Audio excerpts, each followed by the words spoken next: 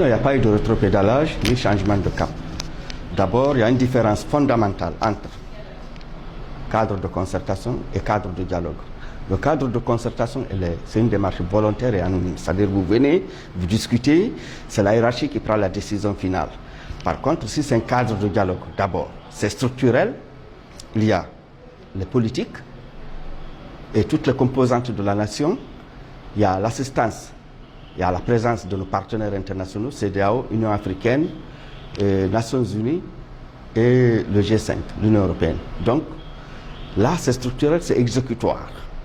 Et maintenant, le 20 juin dernier, le Premier ministre, dans une allocution solennelle, a adressé un message aux forces vives de la nation, partis politiques, syndicats, société civile, à savoir, venez, on va discuter des termes de la transition, sans tabou, elle sera inclusive, avec la présence de nos partenaires internationaux, Union africaine, CEDEAO, Nations unies. C'est ce qu'on avait demandé. Donc je ne vois pas, il n'y a pas eu de rétropédalage, on est dans notre logique.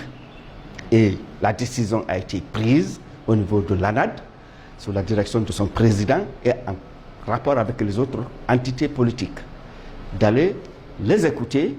Et le Premier ministre, s'il est logique par rapport à son discours du 20 juin, eh bien on va sortir et de cette sortie, on va mettre un chronogramme, une feuille de route en place qu'on va soumettre aux autorités, au CNRD. En ce moment, ils auront une feuille de route acceptée de tous et la transition va continuer. Donc vous prenez part à un autre cadre, il n'y a pas au cadre de concertation. On n'est pas concerné par le cadre de concertation, puisque le cadre de concertation n'est pas décisionnel. Elle n'aboutit sur rien. Vous venez, chacun donne son opinion. C'est au décideur, le CNRD en particulier, qui prendra la décision finale. Ça n'engage pas les gens qui sont là, qui sont venus se concerter. Tu donnes ton idée, je donne mon idée, ainsi de suite. Voilà.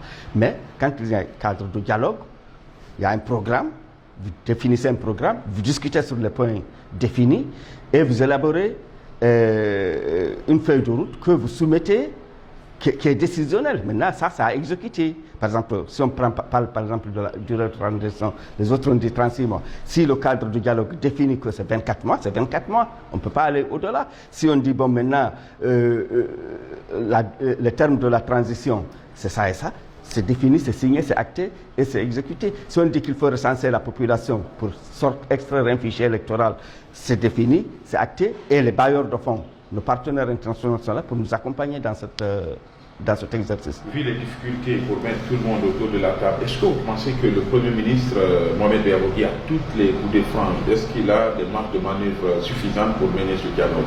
Ou bien pour vous, c'est un dialogue morné? Non, ce n'est pas un dialogue morné. Pour l'instant, on ne va pas être négatif, soit un positif. Le Premier ministre n'est pas Premier ministre qui le veut. Il a été nommé.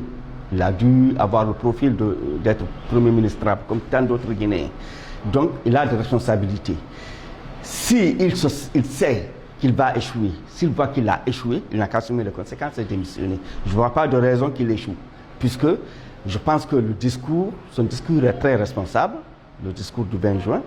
Donc, s'il met ça en route, il fait venir toutes ces intelligences-là guinéennes et étrangères, il ficelle une feuille de route. Je pense que le colonel Doumbia n'aura pas de difficulté à gérer la transition de façon apaisée, telle qu'il le souhaite. Cette dernière question, si le Daniel Diallo était aux États-Unis, il a bouclé sa tournée, on apprend qu'il est attendu en France. Est-ce que ce programme était inscrit à l'ordre du jour à l'FDD ou bien c'est l'affaire de la grève qui est venue bouleverser le calendrier du président Cellou, de votre président Cellou?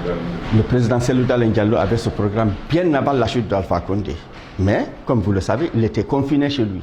Il était dans une prison à ciel ouvert.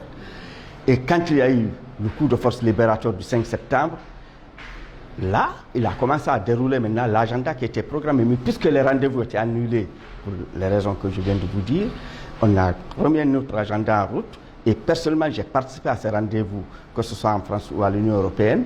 J'ai eu un bref séjour à Bruxelles il n'y a pas longtemps.